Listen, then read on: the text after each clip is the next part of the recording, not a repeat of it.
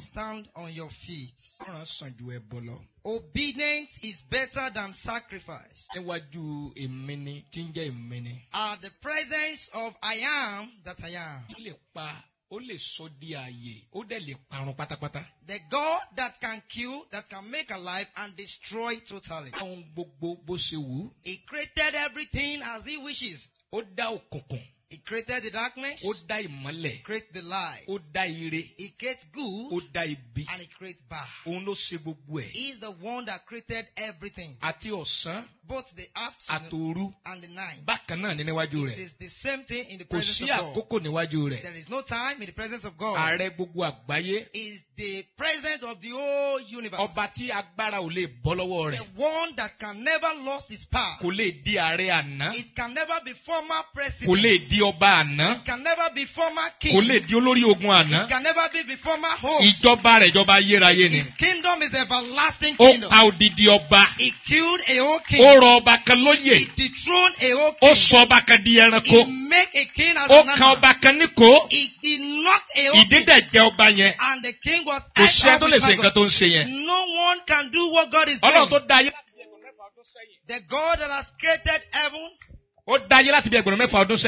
6,000 years ago. He created the world on the sea. And the earth is not shaking on the water. 6,000 years ago.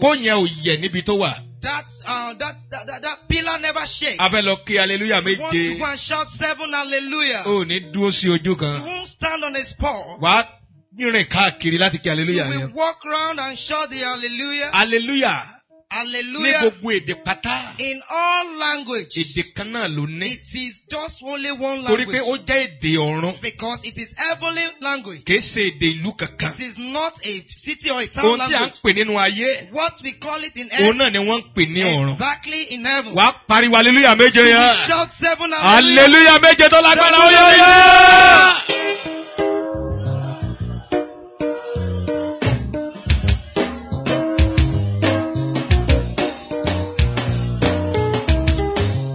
Go. Amen. Amen. The Yoruba said, praise is his food. Praise and thanksgiving is food. Never eat cassava flakes.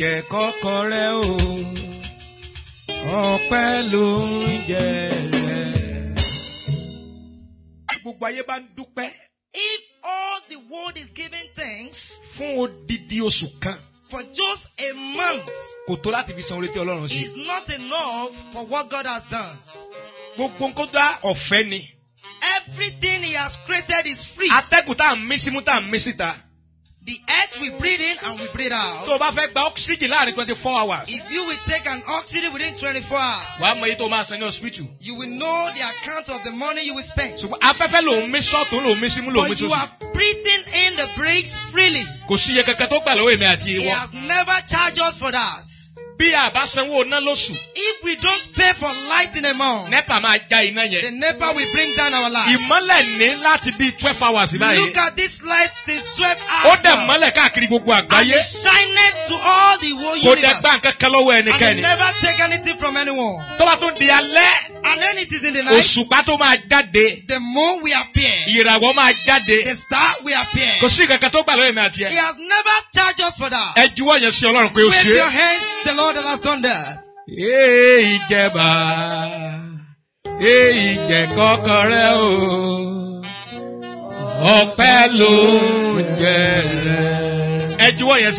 Wave your hands to him. Thank is his food. Praise is the food of God. Never eat every food. Thanks is the food of God. I want you to sing a song in your own dialect to appreciate God. Sing in your dialect in a nutshell, in 1 minute, in a minute. Sing it in your language, in your dialect.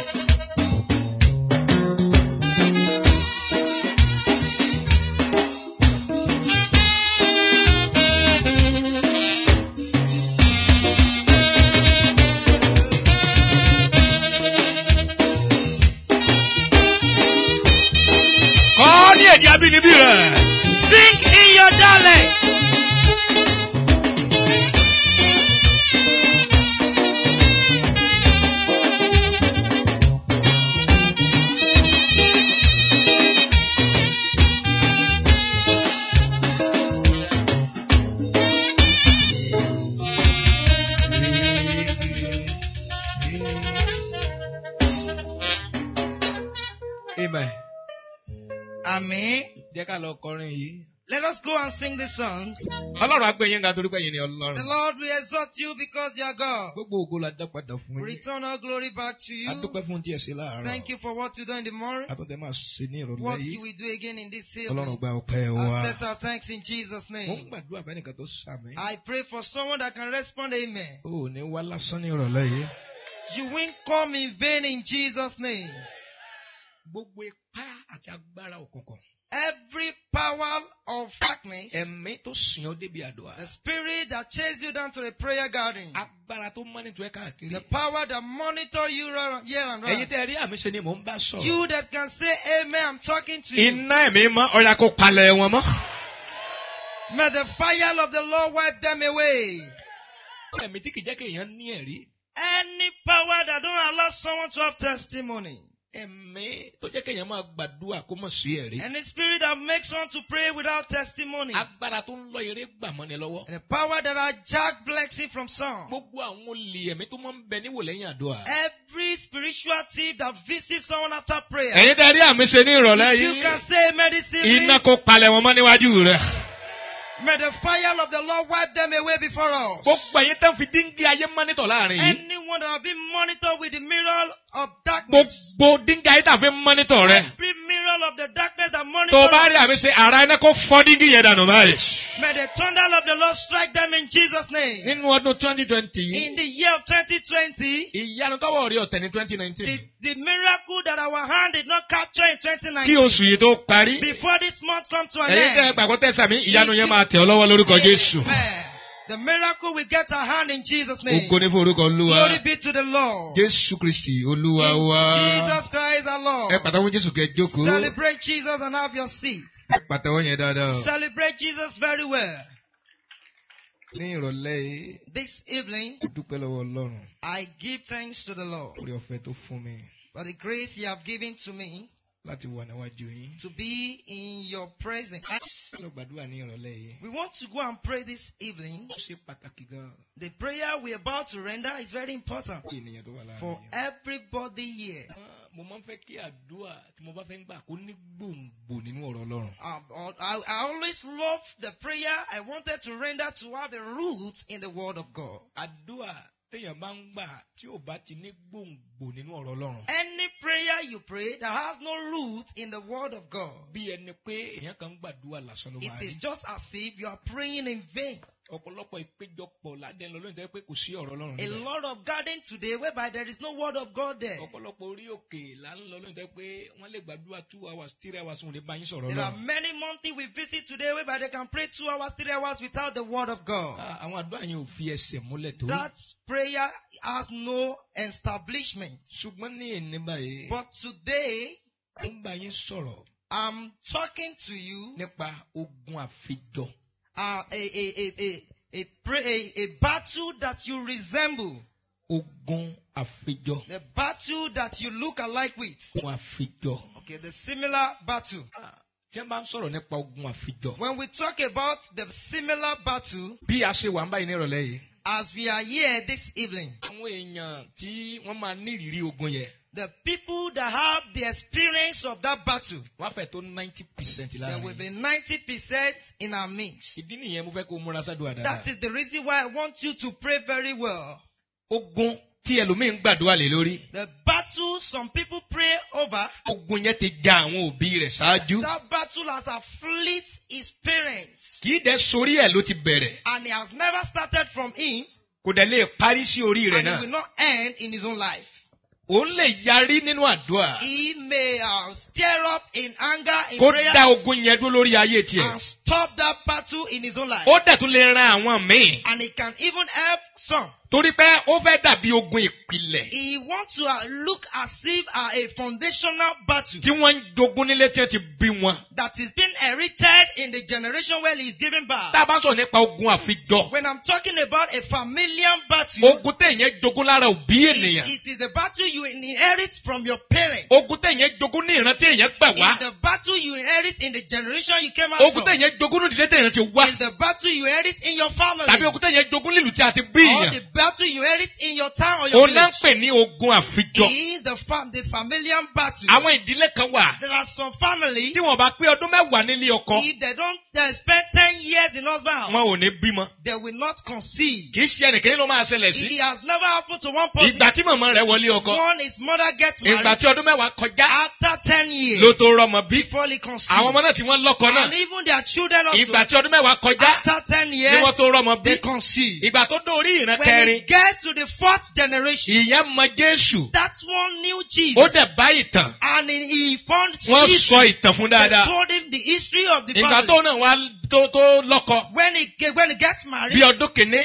For the first year. Ọdún kejì. Second year. Ọdún kẹta. Third year. Màmá rẹ̀ wá sọ fún un pé. The mother now told. Kó lọ fi ọkàn rẹ̀ balẹ̀. Go and rest your mind. Pé ohun tó ń ṣẹlẹ̀ sí yìí. That what is afflicting Kì í you. ṣe nǹkan titun. It is not a new thing. Màmá tó bí òun. The mother that give birth to Lẹ́yìn ọdún mẹ́wàá. after 10 years. Ló tó bí ọmọ. Before she conceived. Òun gan náà pẹ̀lú tó ń bí wọn. Even her to that Ìgbà tó náà tó ọdún mẹ́wàá nílé ọkọ. After 10 years. Lòun náà tó bí ọmọ. Before she conceived. Ọmọ yẹn wá yarí. That child now refused. Pé lórí ìhun. He said on his Ní ogun àfijọ yìí. that this familiar battle Ní agbédópin. will come to an end. Ó ṣe kó yarí pẹ̀lú ẹnu lásán. Not that he angry with just ordinary mouth. Ó yarí nínú àdúrà. He refused even in prayer. Ó dẹ̀ lọ gbàdúrà. And he went to pray. Pé ẹ̀wù ogun àfijọ lọ́rùn mi. That the clothes of familiar battle in our life. Tí mo jogún lára màmá That mi. is being inherited from his mother. Ẹ̀mí mọ́ bọ̀ lọ́rùn mi. That the Holy Spirit should pull it off. Níbi tó ti ń gbàdúrà pẹ̀lú ìwà ìyájà ńlá. He's praying with violence. Bó ṣe sinmi tó sùn báyìí. As he's rested and he slept. Màmá ògbólógbò yẹn dẹ̀ wá síwájú ẹ̀. That wicked mother came before her. Ó ní agbára rẹ̀ ò gbé nǹkan tó ń dánwò He yìí. said your power is not enough for the thing you are trying to Ké do. sórí rẹ̀ ní ìran yìí máa gbé That pin. this thing will not stop from your own Pé okùn yìí generation. dẹ̀ máa tẹ̀síwájú ni. And this thing will continue. Ṣùgbọ́n ọmọbìnrin yẹn yarí nínú But àdúrà. that lady refused Pé in prayer. ẹ̀wù yẹn ṣẹ̀. That clothes. Òun ò bá wọn bọ̀ That he mọ́tò. will not put it on. Àwọn míì lè mọ bọ̀ nínú rẹ̀ tó A ti lot jáde. of people may be putting it on. Ó gbàdúrà gidi. She prayed fervently. Kò lo ọdún mẹ́rin nílé She ọkọ. didn't spend 4 years in her Tó husband's fi house bí ọmọ before títí. she conceived. Àdìpọ̀ bírèkì ogun yẹn nínú ayé ẹ̀. Because she break the battle in her life. Àwọn ọmọ tó ń bí. The child she gave back to. Àwọn ò lè nípe nínú They ogun yẹn will mọ́. not inherit in that battle. Pé kó o tún bọ́ ẹ̀wù ogun lẹ̀ fún ọmọ. It is not good enough for you to pull a cloth of battle for your own children. Yẹ kó o bọ́ ẹ̀wù ogun yẹn kó o dáná sun. It is good for you to pull that cloth of battle and set Wàhálà fire on tí it. ọ̀pọ̀lọpọ̀ wa ń dojúkọ lélẹ̀ báyìí. The problem we are facing today. Ó bá jẹ́ káwọn òbí wa gbàdúrà bá ṣe gbàdúrà I yìí. didn't be a praying pray just the way we are praying. Ayé wa ò ní rí báyìí. Our life will not be like this. Ṣùgbọ́n wọn ò mọ Ọlọ́run tiwọn. But they know not God. Ọ̀pọ̀lọpọ̀ wọn abọ̀rìṣà ni A wọ́n. lot of them they are herbalists. Wọ́n ń bá ìwé worshippers. dá májẹ̀mú. They have covenant with Ghosts. demons. Wọ́n bá àwọn ìwé dá májẹ̀mú. They have covenant with demons. Ọ̀pọ̀lọpọ̀ òrìṣà ni wọ́n ń bọ. They serve so many idols. Ọ̀pọ̀lọpọ̀ ẹ̀jẹ̀ ni wọ́n ti ta They sílẹ̀. have shared so many blood. Ẹlòmíì ò tẹ̀ yẹ kó rí àánú gbà láàrin Some wa of yìí. them should not even receive mercy among them. Ní tí àwọn òbí rẹ̀ ti dánwò. What their parents have done. Ẹ jẹ́ ká wọnú Báíbù báyìí. Let us now go to the scripture now. Má gbàgbé ogun àfijọ. Don't forget the familiar spirit battle. Ogun àfijọ. The familiar battle. Ó wà nínú ìwé Genesis. I'm in the book of Genesis. Orí ìkẹẹ̀dógún 15. Genesis chapter 15. Genesis orí ìkẹẹ̀dógún. Genesis chapter 15. Ẹsẹ̀ ìkejì. Verse 2. Ábúráhámù sì wípé Olúwa Ọlọ́run, kí ni ìwọ ó fi fún mi? Èmi sá ń lọ ní àìlé ọmọ. Eliasiri ti Damasku yìí ni ẹni tí ó ní ilé mi. And Abraham said, Lord God, what wilt thou give me, seeing I go childless, and the steward of my house is this Eleazar of Damascus. Abraham sì wípé wo èmi ni wọ́n kò fi irú ọmọ fún sáwò ẹrú tí a bí ní ilé mi ni yóò jẹ́ àrólé mi. And Abraham said, Behold, to me thou hast given no seed, and lo, one born in my house is my heir. Abraham. Má gbàgbé pé Ọlọ́run pè é. Don't forget that God called him. Pé kó jáde kúrò ní ilé bàbá ẹ̀. To depart from his father's house. Ṣùgbọ́n a ò mọ̀ gbà tí bàbá Abraham bí wọn. But we never know when the father of Abraham conceived them. Ogun yẹn kìí ṣe pé orí Abraham ló ti bẹ̀rẹ̀. Not that battle started from Abraham. Ọmọkùnrin mẹ́ta ni bàbá rẹ̀ bí. Abraham father has three main child. Ṣùgbọ́n a kọ́ pé náà ti kú ṣáájú bàbá ẹ̀. Bàbá náà ti. It is written that the father of Lot died before his father. Ṣùgbọ́n àwọn ọmọkùnrin méjì tí ó kù. But the two main child. A rí Abraham báyìí. We see Abraham. Ogun yẹn farahàn ní ayé rẹ̀. The familiar spirit appear in his life. Ẹ wá sínú orí 16, Genesis 16. Come down to Genesis chapter 16. Sarah, aya Abraham kò bímọ fún. Ṣùgbọ́n ní ọmọ ọ̀dọ̀ kan obìnrin ará Íjíbítì, orúkọ rẹ̀ ti ń jẹ́ Agari. Now Sarah, Abraham's wife, bare him no children, and she had an handmaid, an Egyptian, whose name was Agar. Sarah sì wí fún Abraham pé kíyèsí iná Olúwa dá mi dúró láti bímọ. Èmi bẹ̀ ọ́ wọlé tọmọbìnrin ọ̀dọ̀ mi. Ó lè ṣe pé bọ́yẹ̀ mi á ti pàṣẹ rẹ̀ ní ọmọ. Abraham sì gba ohùn Sarah gbọ́. And Sarah said unto Abraham, Behold, now the Lord hath restrained me from bearing. I pray thee, go in unto my maid. It may be that I may obtain children by her. And Abraham hearkened to the voice of Sarah. Tí ìṣòro ọ̀bá tí ìdojú ẹ̀. When the battle has not come to a starting stage. Ẹni yá sọ pé wọ́n máa ń rò mí pin ni. And the person will say they look down on you. Ṣùgbọ́n tí ìṣòro bá ti dojú ẹ̀ tán. When the problem has come to a stage. Ìwọ gan máa rora rẹ pin. Even you yourself, you will look down on yourself. Sarah ti rora rẹ̀ kókó òun lè bímọ láyé mọ́. Sarah himself looked down on herself. Kò ní ìrètí nínú ara rẹ̀ mọ́. He has no hope in herself again. Ó pe ọkọ rẹ̀. He called her husband. Níbi tí pírọ́blẹ̀mù yẹn le dé. Where the problem has get to. Àwọn Yorùbá sọ pé òrìṣà jẹ́ ń pé méje obìnrin ò dénú. The Yoruba people said the idol, let me be two, is not from the mind. Rárá, kárí ó gbìyànjú. Tẹ́wọ̀n ìsúnmọ́ ẹ pé kò sí obìnrin tí wọ́n fẹ́ fẹ́ obìnrin létínú rẹ̀ máa dùn. The meaning is that there is no woman that wants stepwife. So obìnrin tó máa ní rival kò sóbìnrin tó fẹ́ ní tó fẹ́. There is no woman that wants rival. Ṣùgbọ́n Sarah. But Sarah. Nígbà tí ogun le. When the battle is strong. Òun gangan ló lọ mú obìnrin wá fún ọkọ ẹ̀. Herself brought a wife for her husband. Ó ti sọ ìrètí nù. She has lost hope. Ọmọ ọ̀dọ̀ ẹ̀. His own housemaid. Ó fi fún ọkọ rẹ̀. She gave it to her husband. Pé wọlé tọmọ ọ̀dọ̀ yìí lọ. Go in with my housemaid. Bóyá màá ti pàṣẹ rẹ̀. Maybe through her. Màá ní ọmọ láyé. I will have children in life. Ó ń gbàdúrà fún ẹnìkan láàrin yìí. I pray for someone here. Gbogbo ogun àfijọ. Every battle of familiar. Tó fi jọ àwọn òbí rẹ. That you inherit from your parents. Ogun yẹn máa parẹ́ láyé rẹ lírọ̀lẹ́ yìí. The battle will be cleared away in your life this evening. Nígbà tí Sarah ṣe yẹn tán. After Sarah had done this. Ìtí Sarah rò kò bá. Tó rò nǹkan ló ṣẹlẹ̀. What he thought is not what happened. Ìgbà tí ó lóyún tán. After she is pregnant. Tí ẹrúbìnrin yẹn lóyún tán. After that woman is pregnant. Wàhálà wá ṣẹlẹ̀ nílé. Problem now start in the house. Kò sóbìnrin tí èjò wú o. There is no woman that has no enviness. Mọ̀mọ́ tó ti dàgbà yẹn. That woman that is old.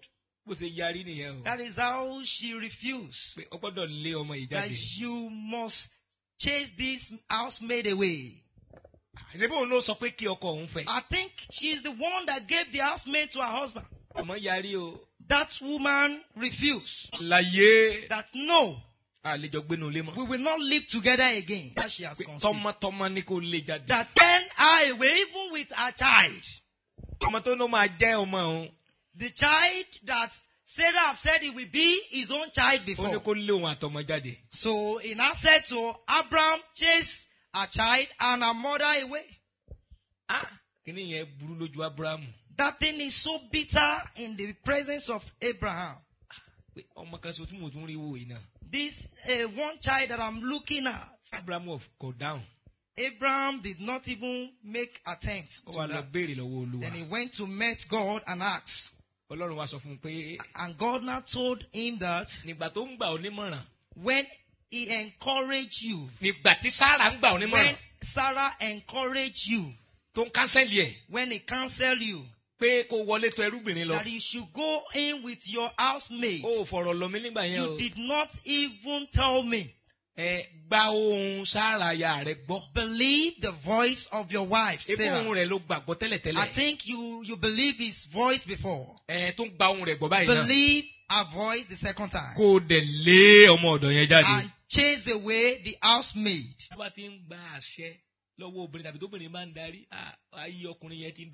Any man that take authority from a woman or a woman is controlling you, your life is turning upside down little by little. Hello. Hi. Oh my God. Hello. Hi.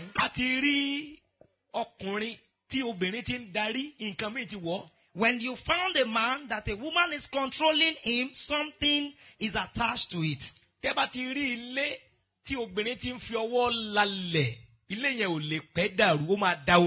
If you found any home and you found any woman boasting there with her own hand, that house will scatter at last. When you find a house that a woman is in control, giving authority. Women are angry now. Even though you are angry, I will say the word in my mouth. You will see some Geo. It is their wife that is controlling the church. Whatsoever the wife declares, that will be what the Geo will do. The staff of authority has already fell from the man. The staff of authority has fell from the man.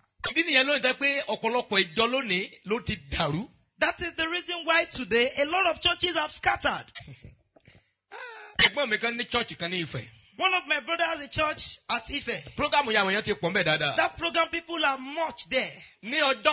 One day, they were holding a program that day, and the wife said, "Hear the voice of the Lord." The Lord said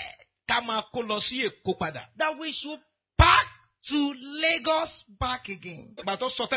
After she prophesied, my brother packed a load and they traveled down to Lagos. All the members they have in that town, they leave them alone. When they get to Lagos, they now start the suffering at fresh. The problem is so strong to the level that me and my brother now went to a prophet to go and pray. When we get to that prophet's side, the prophet that did not even know us, he now said, "I can see skirts at the bottom of my brother." Then I now observed that it's not like he put on skirt, he put on a trouser. But in the spiritual realm, I can see skirts in your bottom. He's putting on skirts. When the prophet says something, he now said that wife is the authority over him. That is the reason why he gets to the level he gets to. Those of you that darkness have married for you, if you can say amen, there will be separation in your midst. That is lie. Everything. The word that people has joined you together, God has joined you together. God will not join the beast and the sheep together. The beast will kill the sheep. Oh my God. Put on skirt for my brother. My brother is a prophet. But he has taken the spiritual eyes from me. All of you that have been changed your original today, I speak in the name of the Lord of hosts. Receive your all the men that the staff of authority has fell from you. The men that the staff of authority has fell from you. Supposed to be your in Jesus' name. Sit down. Some pastors today that have bound some people with law. That whatsoever God has joined, we God join the beast and the sheep together. We God bound the python with the rat together. The python will swallow the rat just in a minute. Those of you that the family battle has married wife for, I pray in the name of the Lord. The incident that will happen that will make you to free from that. That incident will happen before you depart from this mountain. I have led there. I won't say more than that. A familiar battle. Let me tell you 10 points. We want to go and pray.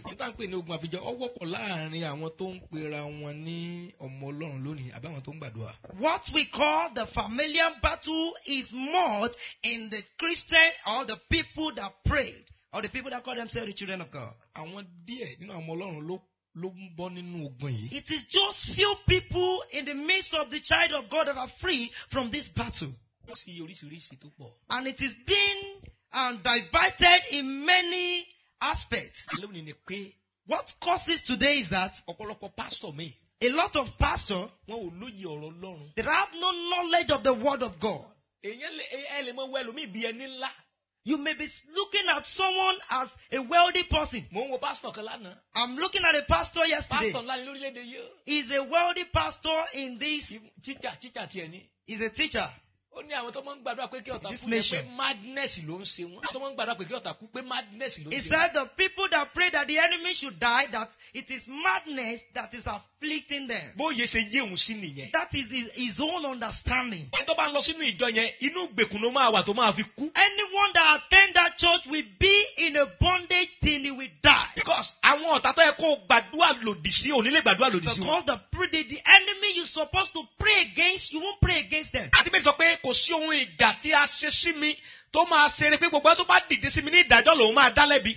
When the Bible said there is no weapon fashioned against me shall prosper, and any tongue that rises against me will be blamed. Then I now look at the church member that listened to that preaching.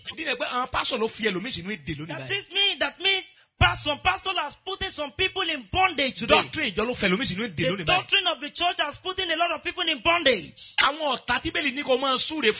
The enemy, the Bible said you should bless, are not the one that feed you from your dream. He is not those ones that put on the skin of your mother to feed you in your dream. He's not the one that call your destiny and hide it in a battlefield. Are not the one that cover your glory with mortar pots. These are not the people the Bible said you should bless with prayer. There are some enemies that just envy you without no reason. When you put on a nice clothes, they will envy you. Maybe you bought a good car, they will envy you. You can bless those people. But not those people that want to kill you alive. The people that want you to come to life without now having impact. Is it the person that bound the house of your house, the house or the womb of your child, are the people you will bless with prayer? There are some enemies that have covenants with darkness. They can't change at all. They are like Pharaoh. Their heart is too hard. Don't pray a prayer of repentance for Pharaoh. For someone to be praying a prayer of repentance. Pharaoh will never repent. That is how the life of some enemies. They are so hard-hearted. They are stubborn in heart. They're dead, they won't dead. If they didn't die, they won't go back. There are some enemies like that. It is sure they must die. If they don't die, even you will not have rest. If they don't die, they will rage war against you. The miracle of 9, the Lord did in the land of Israel. Pharaoh still, I will not let them go. And the Lord said to Moses, I will do one miracle again. After that, Pharaoh will let you go. If they let you go, he will still chase you again. And the Lord killed the firstborn in the land of Egypt. That's 9. They rise. Come and go. gbé òkú tán. All of them were not Ìgbà tí wọ́n lọ. By the time they left, Iye rẹ̀ kàn tó sí. his understanding now open again. Kí ló dé tí mo fi wọ́n lẹ̀? Why did I let them go? Ẹ di kẹ̀kẹ́ ogun fún mi. Prepare the chariot of war for me. Ọlọ́run bá intervene. If God did not intervene, Kò tí ẹ fẹ́ kó wọn lẹ́rú mọ́. He don't want to even make them. Ó lé mi yóò lépa wọn. He said, I will go before Màá them. bá wọn. I will meet them. Màá tẹ̀fẹ̀ kúfẹ̀ mi lọ́rùn lára wọn. I will do what I pleases with men. Ìkógun mi yẹn. But that's my Àwọn wúrà àti fàdákà. my gold Tó ti gbà lọ yẹn. that has taken away. Màá gbà padà. I will restore them. Màá wá fa idà mi jáde. Then I will take my sword. Ọwọ́ mi máa pa I wọn will run. slaughter them with my hand. Ètò tó ní fún wọn nìyẹn. That is the plan Pharaoh had for the children of Israel. Ọlọ́run dá sí. But the Lord intervened. Alágbára tó yọ ayé rẹ lẹ́nu. Any powerful one that is afflicting your life, I'm alive. Ẹni yẹn máa kú kóṣù yìí tó parí. That person will die before the ending of this month. Ẹni tó ń fọwọ́ gbáyà pé tó ń bá wà láyé ò ní rí ògbólò. The one that boasts that as far as alive that we will not use our glory. Ẹni tó lò ní bímọ tó ń bá wà láyé. The one that said you will not conceive when he is in Ẹni tó lò ní délùú ìbóyè tó ń bá wà láyé. The one that said you will not get to the oversea when he's alive. Ẹni tó lò ní ríṣẹ́ tó ń bá wà láyé. The one that said you will not get job when he's alive. Mo sọ lórúkọ lọ́rùn àwọn ọmọ ogun. I speak in the name of the Lord Mo of ní hosts. ẹni yẹn máa kú kóṣù yìí tó parí. Person will die before the ending of this month. Ó tẹ́mi gbàgbọ́ ni o. That is what I believe. Pásọ̀ mi léwà kó máa sọ nǹkan mi. The pastor can be saying another thing. Kò sí ogun tọ́lọ́run ṣẹ́ tí ò mú ẹ̀mí lọ. There is no battle that the Lord conquered that doesn't take a life. Kí Fáráò tó fa ọmọ Ísírẹ́lì sílẹ̀. Before Pharaoh will let the children of Israel Àfìgbà go. tọ́lọ́run pa àkọ́bí nílẹ̀ Íjíbítì. Until the Lord killed the firstborn in the land of Egypt. Sẹ̀nẹ̀kẹ́rùbù tó gbógun ti Ẹsikáyà ọba. The Sennacherib that waged war against the Eskiah, the king Eskiah. Bẹ́ẹ̀ni sọ wípé. The Bible said Áńgẹ́lì Olúwa jáde lọ sí ibùdó àwọn ará Síríà. that the angel of the Lord go to the camp of the seer. Ó dẹ̀ pa 3,000 sọ́jà ó lé. And he killed 3,000 soldiers both half. Lẹ́yìn ìgbà yẹn, ni ọba yẹn sá. It is then the king flew away. Nínú májẹ̀mú tuntun. In New Testament, Nígbà tí Hẹ́rọ́dù ń pín ìjọ lójú. when Herod is afflicting the church, Tó pa Jákọ́bù. when he killed Jacob, Tó tún mú Pétérù sínú and túbú. he took Peter into prison, Áńgẹ́lì mú Pétérù the jáde. angel of the Lord took Peter out. Nígbà tó dé níjọ́ kejì. When he arrived the second Lórí day, kọ́ lọ mú Pétérù jáde they wá. should go and bring Peter. Tí wọ́n sílẹ̀kùn When túbú. they opened the prison, Wọn ò rí Pétérù they mẹ́. couldn't find Peter there. Inú bí Hẹ́rọ́dù. Then Herod is angry. Ó gba àwọn sọ́jà tó wà ní díùtì yẹn. All the soldiers in that duty, Ó pa gbogbo he wọn. slaughtered them all. He killed them all. Ẹ̀mí ikú tó yẹ kí Pétérù kú nìyẹn. The death of Peter supposed to die is that Nínú àwọn sọ́jà yẹn kú the yẹn. soldier took off. Ó lèmi yóò fi ẹ̀mí ènìyàn rọ́pò ẹ̀mí Then rẹ̀. I will use the life of another person to replace your life. Àwọn ọ̀tá kan wà wọ́n gbọ́dọ̀ kú. There are some enemies that want death. Ẹni tó ń yọ ayé rẹ lẹ́nu. The people that trouble our life. Ẹni tó láyé rẹ ò ní ní The ìsinmi. one that say we won't have peace of mind. Èmi sọ bẹ́ẹ̀ tó rí àmì ṣe ní ìdìde dúró. I say to someone that can say Ẹni yẹn máa fi ayé sílẹ̀ lórúkọ They will Jésù. die in Jesus' name. Mo rí bàbá. I have a father Ọmọ òun ò ní lọ́kọ. that said that our child will not have husband. Ọmọbìnrin ẹ̀. Our own child, our own female Ó ní kò child. ní ní ọkọ. He said he will not have husband. Ọmọbìnrin dẹ̀ gbàdúrà. And this child prayed. Ó dẹ̀ lọ́kọ. And he has husband. Ó ní kò ní lóyún. He said you will not be pregnant. Ó tún gbàdúrà. And he prayed again. Ó tún lóyún. She was Ó pregnant. lóyún tó níyẹn. She said that pregnancy Pé ọ̀run ló máa bí sí. that she will go heaven and go and conceive there. Bàbá tó bí ọmọ ẹ̀. The father that owns the child. Wọ́n á sọ fún ọmọbìnrin yẹn. I was now telling that lady, Bàbá yẹn ọjọ́ gbàdúrà kó kú sọnù. it is better you pray that that father should die. Bàbá kú kò ní jẹ́ onísinmi o. If that father did not die, you will not have rest of mind. Kí nìdí tó fi gbógun ti ọmọ yìí? What is the reason why he waged war against this child? Ọ̀tọ̀lẹ́ tó fẹ́ kí ọmọbìnrin yìí fẹ́. He want this child to marry another person. Ẹni yẹn yarí pé wọ́n fẹ́ ẹni But yẹn. the child said, no, I won't marry her. Marry him. Ìgbà tó ọmọbìnrin yẹn ń rọbí. When that lady is about to deliver, Wọ́n yẹn ti gbé iṣẹ́ yẹn lé àwọn àjẹ́ lọ́wọ́. that father has placed the work in the hand of the witch. Ó ẹni tá a yàn tí ọ. Whosoever that has been appointed to you, Tí wọ́n rò pé èèyàn gidi ni. that you thought they are good people, Ṣùgbọ́n tó ní ayé rẹ but lára. they are afflicting your life. Ẹ̀mí ẹni yẹn máa bọ́ lójijì. The life of that person will be cut off. Àti bàbá yẹn àtìyàwó ẹ̀. Now that father and his wife, Wọ́n wá jọ fìmọ̀ pọ̀ lórí ọmọ yẹn pé àwọn máa palẹ̀ kan náà àwọn kú fi dájọ́. they conspire together that they will kill the child and use him as a sacrifice in their own camp. Ẹjọ́ tó ń rọbí. The day she wants to deliver, ọmọ rẹ̀ wà ńbẹ̀. her mother, she's there Hospital. in the hospital. Ọjọ́ kìíní kò bímọ. The first day, she didn't conceive. Ọjọ́ She kejì kò didn't bímọ. give birth. The second day, she didn't give Ó birth. ṣàrọ̀ bí yẹn. She was trying to deliver. Ó ń labour. She was trying to deliver. She was in a pain, in a labor. Wọ́n á pe àwọn pastor. They now called pastors. Wọ́n wá gbàdúrà. They came to pray. Pastor wá dé hospital. But by the time the pastor get to the hospital, Ó jẹ́ káwọn gbàdúrà. he said, let us pray.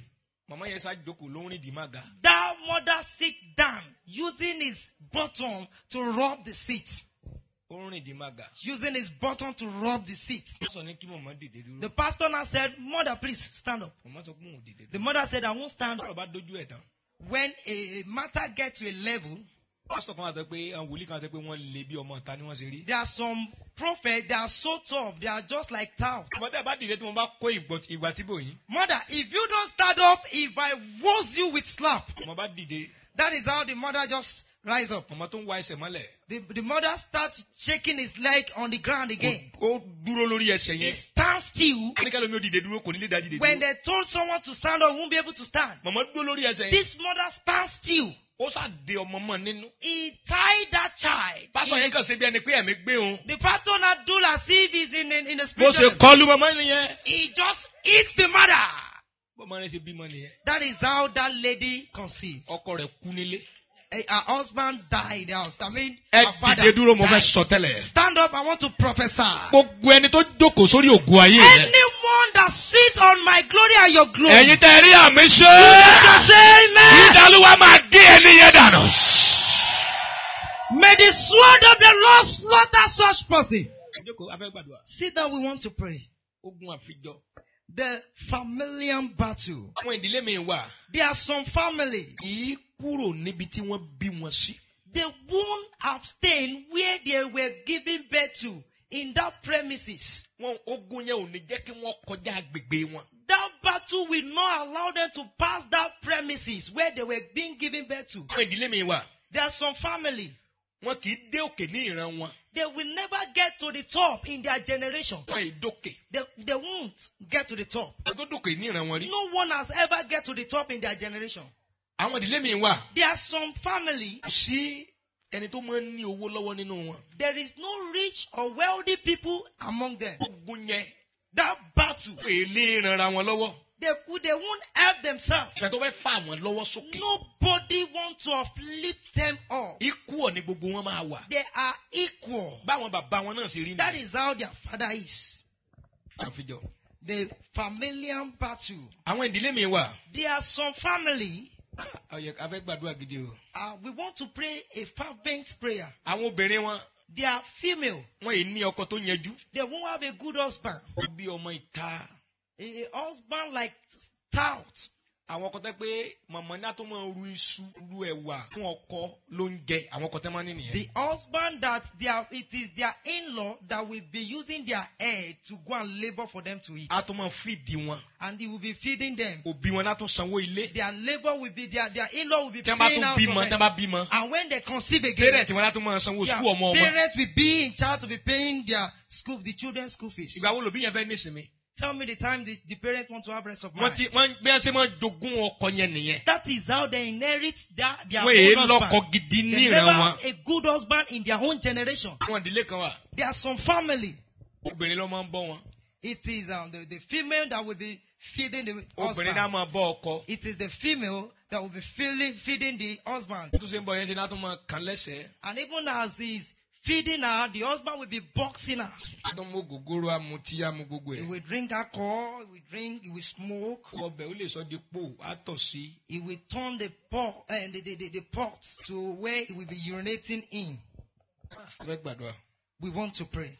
Àwọn ìdílé mi wà. There are some family. Ogun àfijọ́ náà ni o. It is this familiar battle. Wọ́n kì í fi ohun rere lọ̀ wọ́n.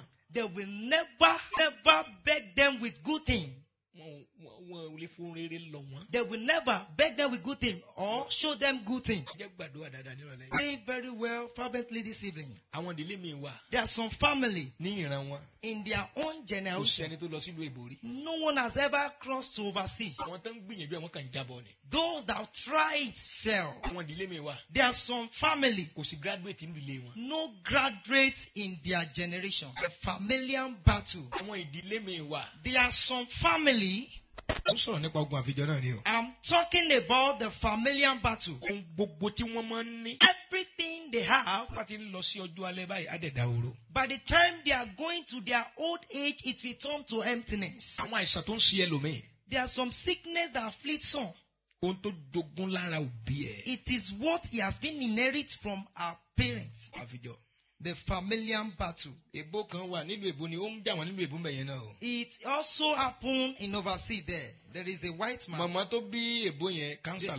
The mother that conceived that white man died with cancer. The own mother to die the death of cancer. By the time she conceived, she gave birth. She now went to cut the breast of she went to cut her own breast. Because that cancer afflicted them from the breast. After she cut the two breasts, cancer now go to the intestine to afflict her.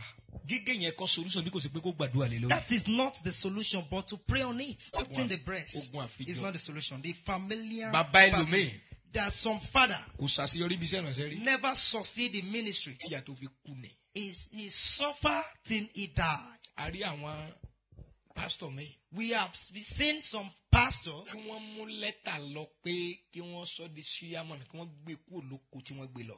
a letter is being brought to him to turn him to chairman and take him out of the village he is,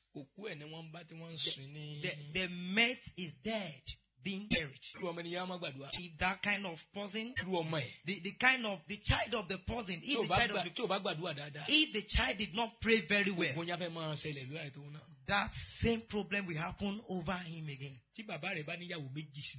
If your father have 2 to 3 wives, if you're a pastor, that thing will want to happen to you. Because your father has a genuine reason for having 2 to 3 wives. Or is either maybe the battle of the family married for you first. Something will happen if you don't pray. That will want to turn you to a man that has 2 wives. I'm telling you the truth. Let's go and pray. Come forward, we want to pray. Want to pray? Maybe 30 minutes. I have just 30 minutes. Those of you that want to pray, please stand up. Let the women hear it very well. When Isaac has his own wife, he is also barren. That is the problem he inherits from his father. Come forward. Jacob, when Jacob has his own wife, the wife that he served for 14 years because of her, he did not love Leah, but the first Leah in his neck. But the Rachel he loved never conceived. When he gets to a point, Rachel said, if you don't give me a child, I'll die. She never knew that she inherited that problem from his father. Before she conceived, she stayed long. That is the familiar battle that they inherit. The problem Moses inherits from his father stopped him not to get to the promised land. His father used to angry. His father is Nephi. He's always angry. Even Jacob caused him because of that anger. That same anger did not allow Moses to get to the promised land. The 40 years journey wasted in his life. Ìbínú ló fi pààyàn ní Egypt. The anger that he used to kill someone in the land of Egypt. Kórà, Dátánì àti Abrahamu tí wọ́n ṣẹ̀. Korah, Dathan, and Abraham that offended him. If you die just the way people die, God has not called me. But if you die the death that no one has ever died before, Moses is speaking out of anger.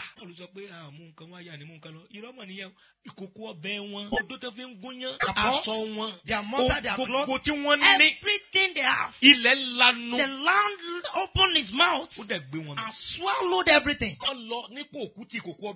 They went to the grave even with their pots, even with their animals, their clothes, everything they have, even with their maid. And this one go with something. They may not use it in heaven. Even with their house, even with their donkey, with everything. When the Israelites mold a mortar, a calf of a calf, they use it as an idol. God have told Moses, your people, they have turned back. What else did Moses want to listen to hear from that? The commandment God himself write. For 40 days. For 40 days. When Moses is about to near the town, looking at the cow that they made with anger, then he break the commandments. What else did he want to hear? But the day this anger will destroy him, we want to eat meat, we want to eat meat. Is angry with God? Am I the one that conceived these people? Am I the one that will carry the load of these people? God, do you want to kill me? Moses always speak with anger. But the day the anger want to finish him, we want to drink water. And God now spoke to Moses. Don't beat the rock. You have beat the rock for the first time. We must not nail Jesus Christ the second time again. Moses, don't beat the rock. Go before the rock and speak a word and stretch your staff. Water will come out. With that anger, he has forgotten the instruction given to him by God. He said, you these stubborn people. Did God said he should call them such names? He called the people of God stubborn, ardent people. The stubborn and ardent people. Should we? The day someone will lose, it will be too over happy. We should bring water out. Is it the one that brought the water out? You will see some ministers of God today. We say, did Babalola has two heads? They should be using his own name to be singing also. If the member wanted to give testimony, if they don't call his name, he won't pray for the person. Let the evangelist go and pray for that person that he did not call his name when he was giving testimony. Then he will sit like this. Come and hit me with your pure water. His authority. Let us pray. Moses take the staff. He didn't even beat the rock. He beat the rock 2 times. And the water rushed out. After the water rushed out, and God said, Moses, they has afflict you with their own unfortunate head. I have already judged them that they won't go to the Canaan, but they have afflicted you with their own unfortunate head. And you are now Aaron. You people will not go to the promised land. The anger of his father. Moses beat God 3 times, 3 good times. Okay, he beseeched God. He pleaded him 3 good times. The third time, God said to Moses that,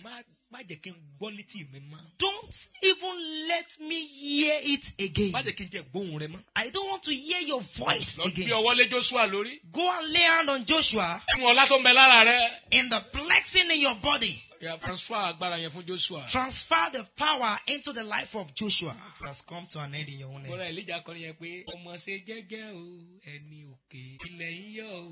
A song said, take heed, the ground is drawing. There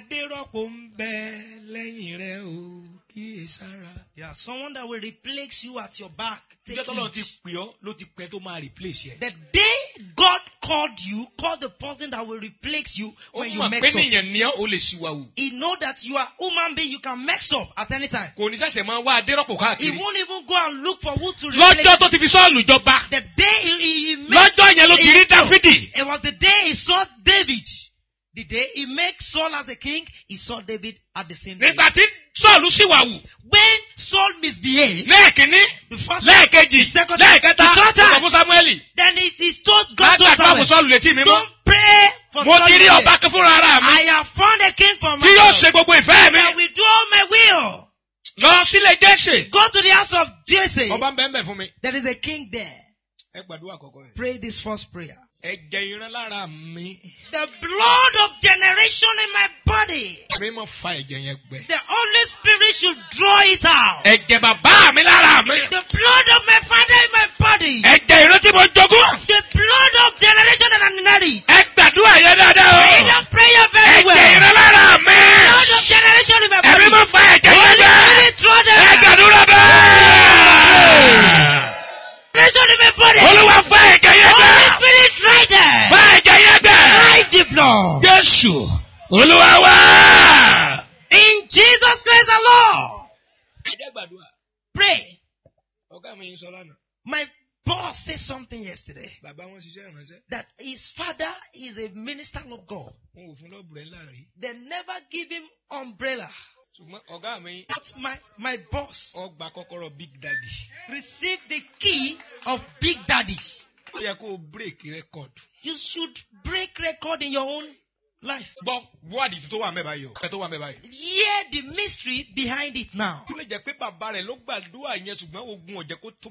It may be his father prayed the prayer of that Big Daddy, but battle never allowed that they should give him that gift.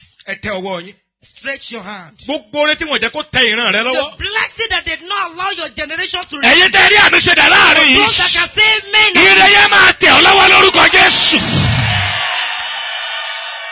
That blessing we get to our hand in Jesus' name. Maybe the father prayed the prayer. Okay. The cocoa.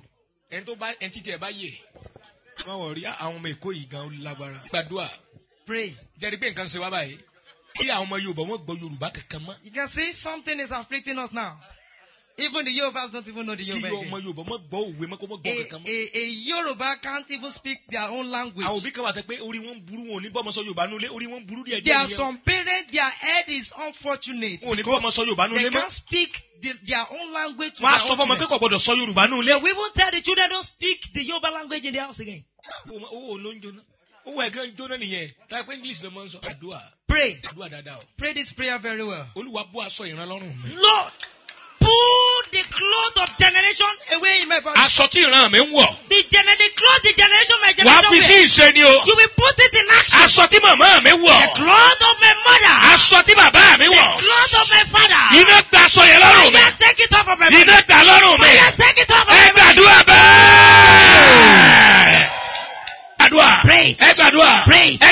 Praise. In Jesus Christ the Lord. Please pray very well. A familiar battle, resemblant battle. The battle that I inherit from the one that give back to me, that make me to resemble them. Pray this third prayer. The battle that make me resemble my father and my mother that give back to me. Fire, take them out of my body. ti mọ̀mọ́ mi. Anything that will make resemble my mother. Iná gbé jáde lára mi. Take them out of my body. Ẹ gbàdúrà bẹ́ẹ̀. Jésù Olúwa wa. In Jesus Christ our Lord. Pray. Ogun àfijọ́. Resemblance battle. Fún àtógún ìpìlẹ̀ ó yàtọ̀ síra wọn. Him and the foundational battle are not even this. They are alike. Wọ́n dàbí táyà àti kẹ́hìndé. They are like twins. Ẹ gbàdúrà yẹn dáadáa. Pray that prayer very well. Àfijọ́. The resemblance battle. Ogun téèyàn jogún ni. It is the battle you inherit. Fún ìdílé tí wọ́n It bí ọ is the sí. battle you met in the family you were being given birth to. Nínú ìran tó gbà wá ló In wà. that generation you came out from. Ogun yẹn ọkàn sálábà pàdé You àmì. just met that problem there. Aṣọ ogun ilé bàbá mi. The clothes of battle of my Mo father's house. bọ́ sílẹ̀ lórí òkè yìí I lónìí. put them to this mountain. I put them down on Mo this bọ́ mountain. sílẹ̀ lórí òkè yìí I lónìí. put them down on this Áńgẹ́lì orí mountain. òkè yìí. The angel of this mountain. Gba aṣọ yẹn lọ́rùn mi. Take off that cloth from me. Mi ò wọ aṣọ yẹn I'm mọ́. not putting it on Mi ò again. wọ aṣọ yẹn I'm not mọ́. putting it on Ẹ again. gbàdúrà bẹ́ẹ̀. Jésù Olúwa wa. Jesus Christ our Lord. Pààrọ̀ aṣọ táyé mọ́ mi mọ́. The battle that afflicts my father that afflicts me too. Ọlọ́run bá jẹ̀ mórí òkè yìí. The God of the covenant of Ó yá gbé ogun náà mì. swallow the battle. Gbé ogun náà mì. Swallow it. Ẹ gbàdúrà bẹ́ẹ̀. Jésù Olúwa wa. In Jesus Christ the Lord. Ẹ gbọ́dọ̀ sọ tẹ́nẹ̀rà síbẹ̀ yẹn. Adúró tó àná pọ́ọ̀sì yẹn tẹ́nẹ̀rà lẹ́yìn sọ síbẹ̀. Don't throw 10 naira into that bucket. All the money you have, you are throwing 10 naira.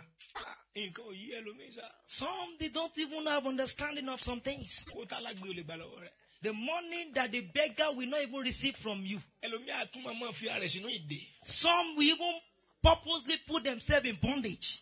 Kó yá fún ògiri síbẹ̀. Good money there, good money. Ẹ bá lọ síbi tẹ́gbẹ́ ń dáfá. And you go to the oracle side where Ifá gan ò sunlẹ̀ lẹ́ẹ̀mọ́ báyìí. even the oracle is not sleeping the ground. Babaláwo ti ní kúsí ṣe àsínú ilé. The herbalist has cushion share in the house. A wá gbé sórí glass. Then they will put it on glass Pẹ̀lú aṣọ funfun tó white. with white cloth. Kò lo ọpọ́n mọ́ o.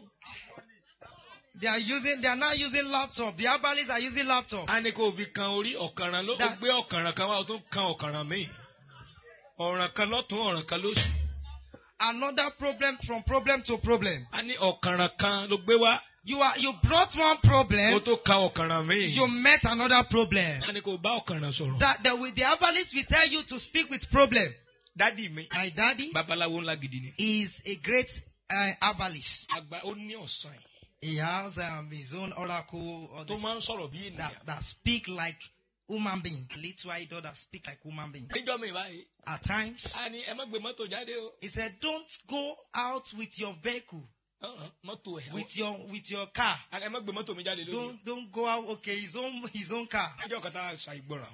The day we disobey. Ó yẹ kọ́mọ Ọlọ́run náà ní ẹ̀mí odidi ẹ̀mí kó dájú nínú ẹ̀. It is good for the child of God to have a genuine Ó spirit. ní ẹ̀mí mímọ́ dáadáa nínú ẹ̀. To have a genuine Holy Spirit. Genuine one. Ẹ̀gbọ́n wa ká bá start mọ́tò. And one of our brothers now starts the motor. Àá náà jókòó sínú mọ́tò. We sat down in the motor. Láti tó We have not kìlómítà. even go far. Àkàmọ́ká tó ṣẹlẹ̀ mọ́. We don't even know what happened. Hospital gbogbo wa gbé lajú.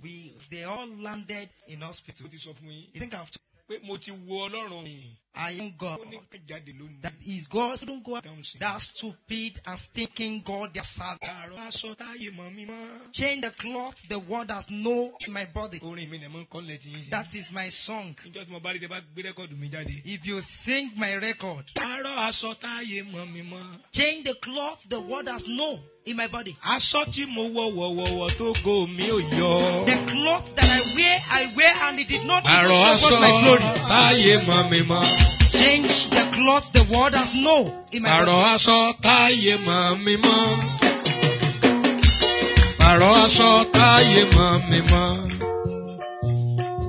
Àrò aṣọ táyé mọ́ mímọ́. Change the cloth. Àrò aṣọ táyé mọ́ mímọ́. Aṣọ tí mo wọ̀ tó go mi ò yọ. Àrò aṣọ táyé mọ́. Óyá. Pàrọ̀ aṣọ táyé mọ́ mímọ́. Yéyéyéyé. Pàrọ̀ aṣọ táyé mọ́ mímọ́. Ọlọ́run bàbá lọ́lá. Pàrọ̀ aṣọ táyé mọ́ mímọ́. Ọlọ́run orí òkè ìdó. Pàrọ̀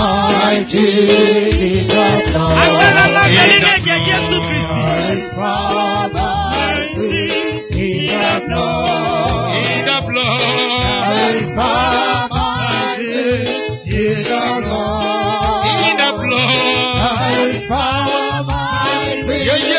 in the blood of Jesus Christ. There is power mighty in the blood. In the blood. There is power mighty in the blood. In the blood. There is power mighty in the blood. In the blood. There is power mighty in the blood of Jesus Christ. There is power mighty in the blood.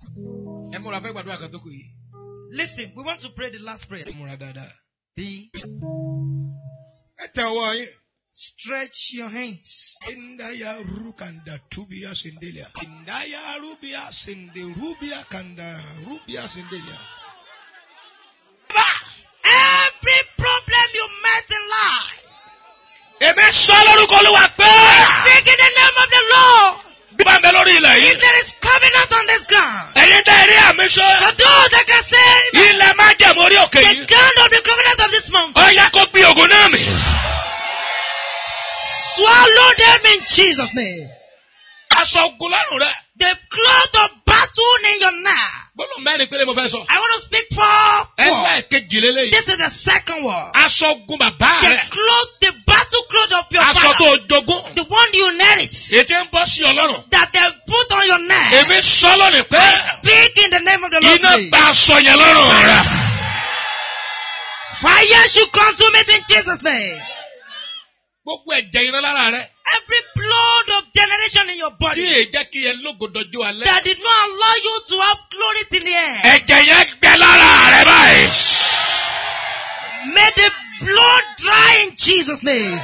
Ogun tó jogún lára òbí tó bí ẹ. The problem you inherit from your parents.